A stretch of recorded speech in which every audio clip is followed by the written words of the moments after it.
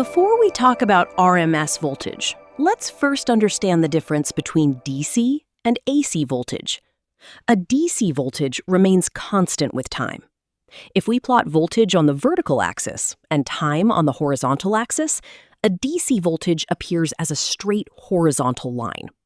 For example, a 5-volt DC supply remains at 5 volts at every point in time. An alternating voltage is different because its value changes with time. At one moment, the voltage may be positive, later it may be 0, and later still, it may become negative. Because the voltage depends on time, we write it as V of t. This represents the instantaneous voltage at time t. A common alternating voltage waveform is the sinusoidal waveform.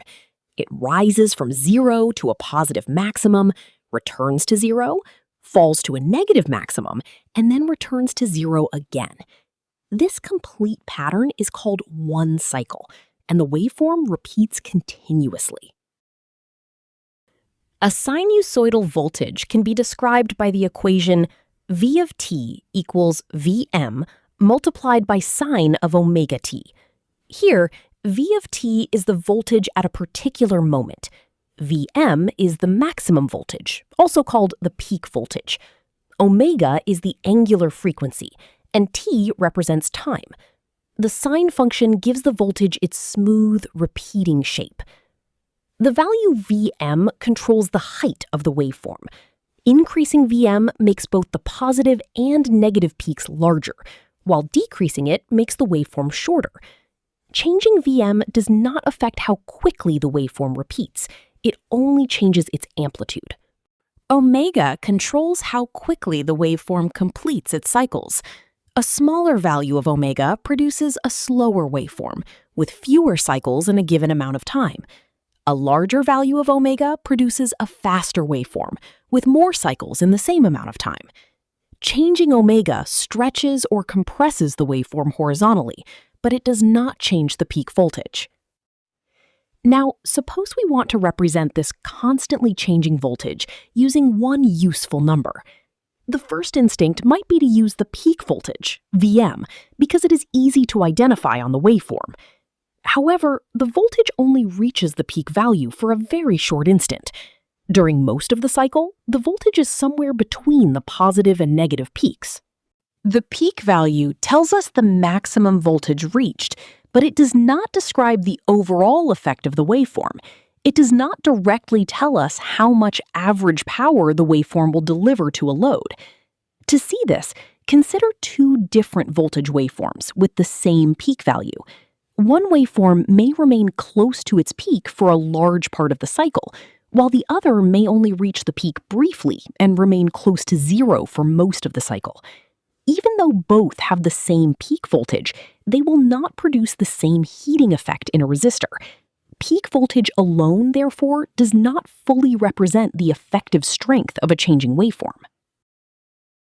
So then, you might naturally think that another approach may be to calculate its average value. Instead of focusing on one instant, an average appears to consider the waveform as a whole. However, there is an immediate problem. A sinusoidal voltage is positive for one half of its cycle and negative for the other half. When we calculate its ordinary average over one complete cycle, the positive and negative parts cancel each other out. The result is an average voltage of 0. Mathematically, this is correct, but physically, it does not describe the effect of the voltage. An AC supply with an average voltage of 0 can still transfer energy, power electrical devices, and produce heat in a resistor. So the ordinary average voltage does not give us a useful measure of the waveform's power-producing ability. What we really want is a value that takes the entire waveform into account and relates directly to the power it delivers. More specifically, we want to know what constant DC voltage would produce the same average heating effect in a resistor as the changing AC voltage. This equivalent value is called the RMS voltage. To understand where RMS comes from, consider the power produced in a resistor. The instantaneous power is given by P of t equals V squared of t divided by R. The important part is that power depends on the square of the voltage. If the voltage is positive, squaring it gives a positive result. If the voltage is negative, squaring it also gives a positive result. This means that both the positive and negative halves of the AC waveform produce heating. This suggests a better way to find an effective voltage. First, we square every instantaneous voltage value so that the positive and negative parts no longer cancel. We then calculate the average of those squared values. Finally, we take the square root so that the result is once again measured in volts. This process is called root mean square, or RMS. The name describes the calculation in reverse order. Square the waveform, find the mean of the squared waveform, and then take the root. The general definition of RMS voltage is V RMS equals the square root of 1 divided by t multiplied by the integral from 0 to t of V squared of t with respect to t. Here, t is the period of one complete cycle. We first square the voltage waveform. The integral adds those squared values over the full cycle. Dividing by t gives their average, and taking the square root converts the result back into volts. Now let's apply this definition to a sinusoidal voltage. Our original voltage is V of t equals Vm multiplied by sine of omega t. Substituting this into the RMS definition gives V RMS equals the square root of 1 divided by t multiplied by the integral from 0 to t of the quantity Vm multiplied by sine of omega t, all squared with respect to t. Squaring the expression gives Vm squared multiplied by sine squared of omega t. The RMS expression therefore becomes V RMS equals the square root of 1 divided by t multiplied by the integral from 0 to t of Vm squared multiplied by sine squared of omega t with respect to t. Because Vm squared is constant, it can be taken outside the integral. When it is taken outside the square root, it becomes Vm.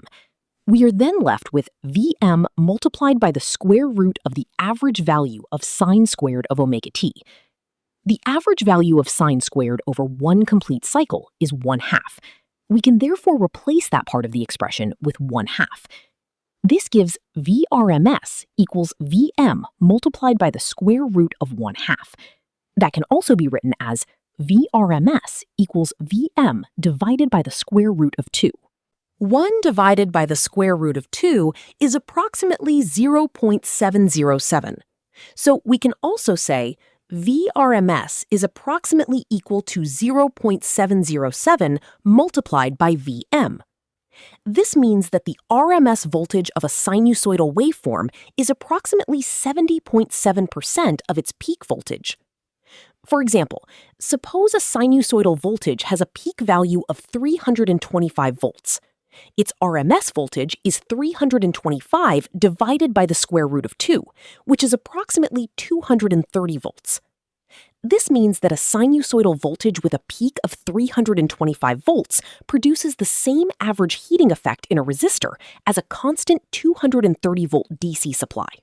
So when an AC main supply is described as 230 volts, that value normally refers to its RMS voltage, not its peak voltage. Its peak voltage is higher, but the RMS value gives us the equivalent DC voltage in terms of average power and heating. That is why RMS is one of the most useful ways of describing an alternating voltage. Thank you for watching.